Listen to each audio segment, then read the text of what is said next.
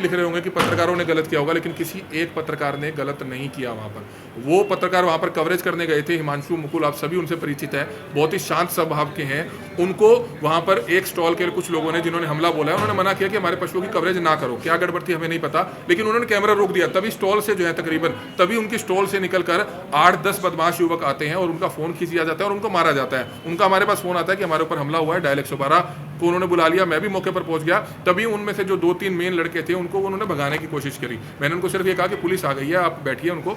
तभी उन्होंने टेंट में से मुझ पर जो है जानलेवा हमला शुरू कर दिया। बाहर आए तो उन पत्रकारों को, जो हमारे दोनों पत्रकार थे, उनको नीचे गिरकर पकड़कर 8-10 लोग मार रहे हैं। वीडियो में साफ देखा जा सकता है। और मैं अकेला वहां पर था जो 15-20 उन लोगों से निपट रहा था उनको बचाने के लिए, क्योंकि टीम के सदस्य हैं, परिवार से बढ़कर हैं, पत्रकार साथी है, तो उनको बचाना भी मेरी जिम्मेवारी थी। मैं उनको सिर्फ बचाने में लगा हुआ था। तभी जो वो उनके लड़के हैं, कोई किसी का नाम नवदीप या रणदीप है, कुछ बताया, वो कूद कर मेरे ऊपर, मेरे मुंह पे मुक्का मार रहे हैं। जाते जाते उनके कुछ बुजुर्ग हैं, वो मुक्का मार रहे हैं। वीडियो में साफ तौर पर देखा जा सकता है। भाई बड़े बुजुर्ग हो आप तो अपने बच्चों को समझाओ कि गलत काम कर रहे हैं, उल्टा आप भी उन लोगों के साथ लग रहे हो, तो शर्म आनी चाहिए कम से कम आप लोगों को। अगर वो भी ऐसा साथ देंगे तो कल को बच्चे तो उनके गलत काम करेंगे। और जानकारी मिली है कि जो उनके बच्चे हैं वो इसी तरह से काम करते हैं। 1-2 केसेस पहले भी दर्ज है झगड़े के। भाई हमारे आप दुश्मन नहीं हो, आप उम्र से मेरे से बहुत छोटे हो, लेकिन इस तरह से झगड़ा करना, किसी पे हाथ उठाने से पहले ना 100 बार सोचना चाहिए कि मैं हाथ उठा रहा हूँ किसी पे। शुक्र करो सामने वाले ने हाथ नहीं उठाया, नहीं तो आपको भी लग सकती थी। लेकिन कम से कम शर्म आनी चाहिए कि आपके बड़े बुजुर्ग साथ हैं, आप पशुपालक हैं, आप बदमाश नहीं है, आप क्यों हाथ उठा रहे हो किसी पे। आज एसपी साहब से मिले हैं सर, क्या आश्वासन मिला? एसपी साहब मिले हैं, एसपी साहब ने पूरा आश्वासन दिया है, लेकिन हमें सिर्फ गुस्सा इस बात का था कि पर्चा दर्ज हुए कई घंटे हो चुके हैं, किसी की गिरफ्तारी नहीं हुई। 12:30 बजे हमारे ऊपर हमला हुआ, हमने 2 बजे थाने में जाके शिकायत दे दी। एफआईआर होते होते 4 बज गई। 4 बजे के बाद भी 8 बजे तक कम से कम 4-5 घंटे का समय था। रात तक भी 2-4 लोगों को गिरफ्तार किया जा सकता था, लेकिन बाद में एक प्लान तरीके से किस तरह से आप देख सकते हैं कि SC/ST एक्ट का सहारा लिया जाता है और SC/ST एक्ट की झूठी शिकायत दे दी जाती है, जबकि सारे वहाँ दूसरी बिरादरी से थे। हमें तो पता भी नहीं भाई कोई कौन सी बिरादरी से हो, कौन से गाँव से हो, मैं जानता तक नहीं उनको। लेकिन उसके बावजूद भी उन्होंने इस तरह की पूरी प्लान तरीके से इन्होंने एक शिकायत दी है, SC/ST एक्ट के तहत शिकायत दी है। लेकिन हम पुलिस इन्वेस्टिगेशन को ज्वाइन करेंगे और चाहे वो डीएसपी साहब हमें बुलाएं, चाहे हमें एसपी साहब बुलाएं, चाहे हमें SHO साहब बुलाएं, हम जाएंगे, अपना बयान रखेंगे, पुलिस ईमानदारी से अपना काम करें, इस मामले में कार्रवाई करें।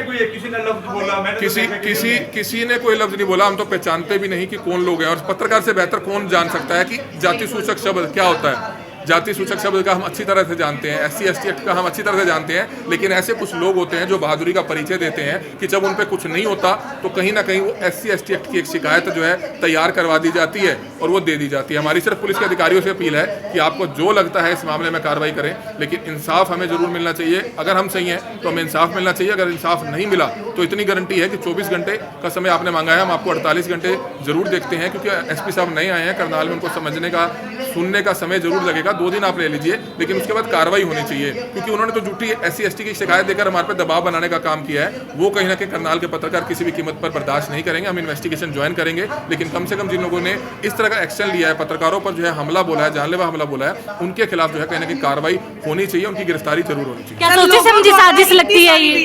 हो सकता है, बिल्कुल झूठी सोची समझी साजिश हो सकती है, क्योंकि कहीं ना कहीं कोई पुरानी खुंदक पाले हुए हो सकते हैं, हो सकता है कुछ ना कुछ होगा। या सबसे बड़ी बात कि जब उनके लड़के इस तरह का हमला कर रहे हैं तो कम से कम दूसरे लोगों को तो समझना चाहिए था कि ऐसा, जो बड़े बुजुर्ग हैं उनको रोकना चाहिए था। तो वो खुलेआम जो है कम से कम 10 लोगों ने वहां पर वीडियो बनाई है, जिसमें हर वीडियो में दिख रहा है कि वो 15-20 लोग 2 पत्रकारों पर हमला बोल रहे हैं और मैं अकेला उनको बीच बचाव कर रहा हूं। लेकिन शर्म उन लोगों को भी आनी चाहिए। 100-150 लोग वहां पर मौजूद थे, मूक दर्शक थे। हम कहीं भी जाते हैं, कोई एक्सीडेंट में चोटिल हो जाता है, कोई घायल हो जाता है, हम उनको उठा के हॉस्पिटल पहुंचाते हैं। किसी का झगड़ा हो रहा होता है, हम भी उसमें घुस जाते हैं, लेकिन पहचान होने के बावजूद भी हम इंसानियत का परिचय नहीं दिया। अगर बीच में लोग बीच बचाव करते तो शायद कम से कम इतना बड़ा झगड़ा ना होता और वो लगातार पत्रकारों को ना मारते। सर इतनी ज्यादा देरी किस लिए हो रही है? चेहरे बिल्कुल साफ नजर आ रहे हैं, लोगों द्वारा वीडियोस बनाई गई हैं जो आपको और सभी पत्रकारों को मिली हैं, फिर भी इतनी ज्यादा देरी? हमने शिकायत दी, उसका लाइव प्रूफ है, हमने मेडिकल करवाया, FIR दर्ज हो चुकी है, लेकिन उन लोगों को आप उठाकर कार्रवाई करो। अगर उन्होंने SC/ST की शिकायत दी है, आप उस पर भी इन्वेस्टिगेशन करो। अगर हमारा कसूर है तो पर्चा दर्ज करो, लेकिन प्रेशर टैक्टिस तो नहीं होनी चाहिए ना कि हमने पर्चा दर्ज कराया, हम पिटे हैं, हमारे ऊपर कार्रवाई हुई है, हमारे ऊपर 20-25 लोगों ने हमला किया है, उसके बाद उन्होंने SC/ST की शिकायत दे दी ताकि मामला दबाव में आएगा, बैठ के समझौता होगा। लेकिन हम समझौता नहीं करेंगे, हमारे कोई दुश्मन नहीं है, हम ये नहीं चाहते कि उनको जेल हो, कोई सजा हो, लेकिन कम से कम जो कानूनी कार्रवाई बनती है वो जरूर होनी चाहिए। जी शुक्रिया।